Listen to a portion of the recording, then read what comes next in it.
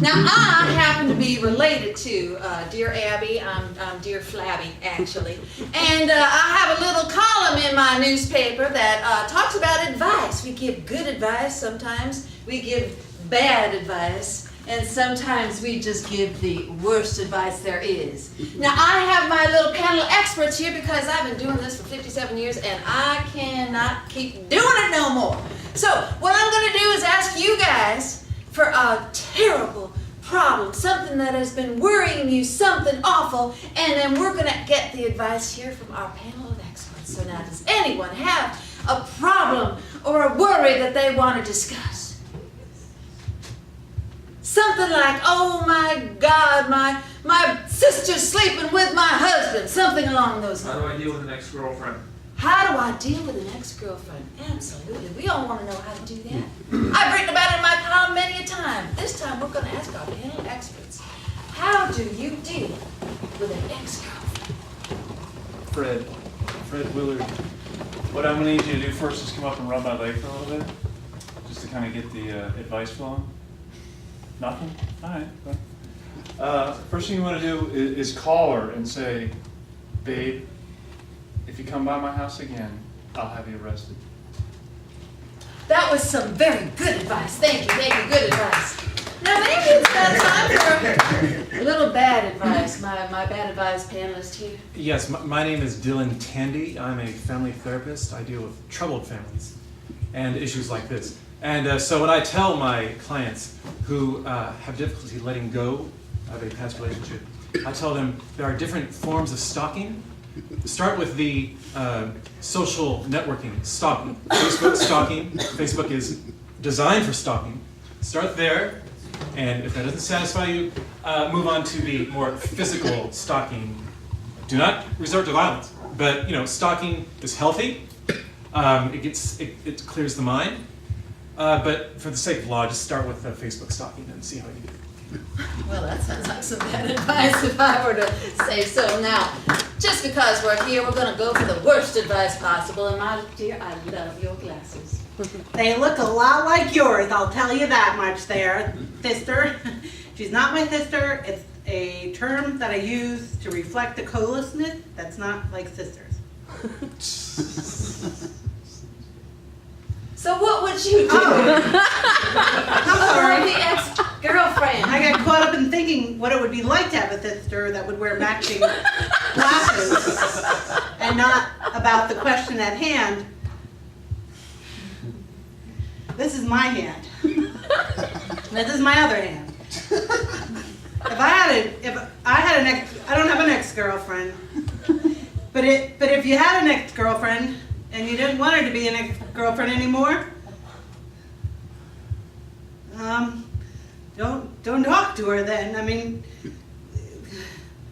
the whole reason why you break up is so you don't have a girlfriend anymore. I'm so sorry. I believe that you may have broken up a little too many times. Now, That's even worse than my advice, huh? That was awful advice. I'm sorry, I'm not a family therapist. I know.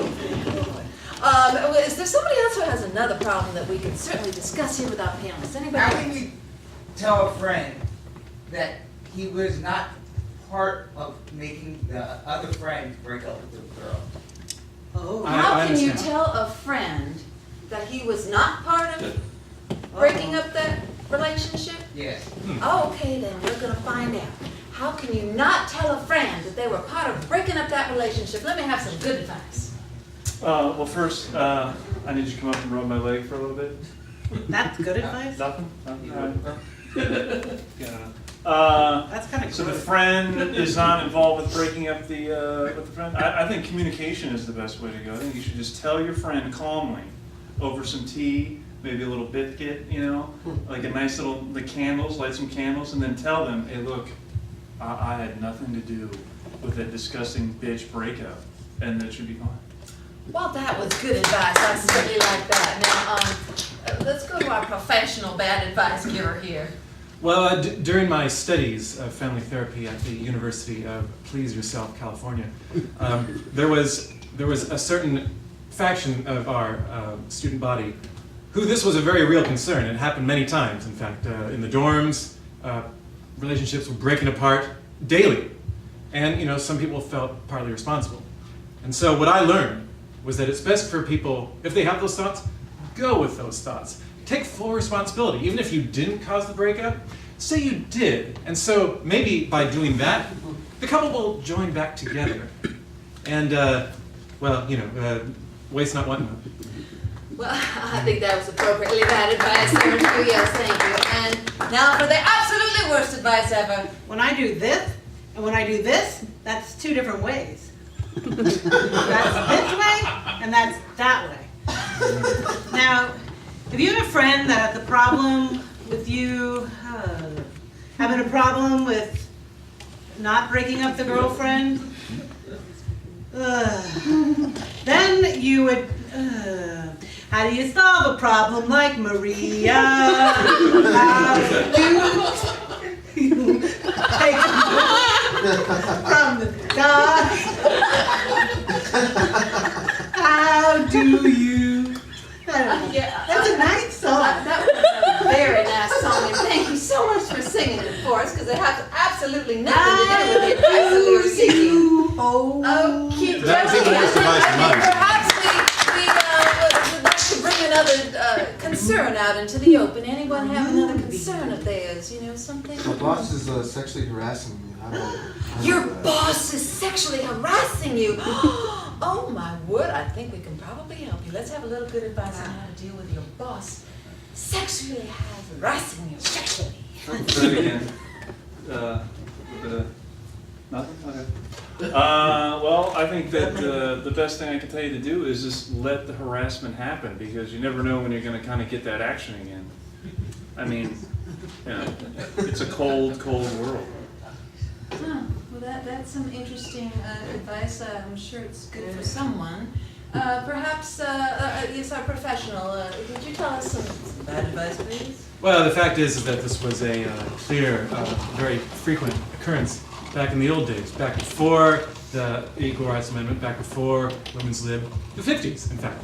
And so when that happened back then, the women, if they wanted to keep their job, they would go with it. They would follow the boss into the broom closet. They would follow the boss to trips over in the Hamptons. And things would run its course, and in due time, in the course of events, the woman would find their income grow and their social standing increase. So let's take a lesson from our forefathers in the 1950s and as you say, go with it. Yes. Oh, the madman approach. I love it. Well, I'm sure we have some awful advice down at the end, darling, huh? All right. Well, that's about sex. And sometimes when you have sex between two people, look at my colors match. Good. This shirt is like longer than my jacket though. Sometimes when you have sex between people that like each other can be good. And sometimes it can be bad if you're drunk, but Could be good. your boss needs to meet his ex-girlfriend. I think that's a wonderful solution to that problem. Thank you all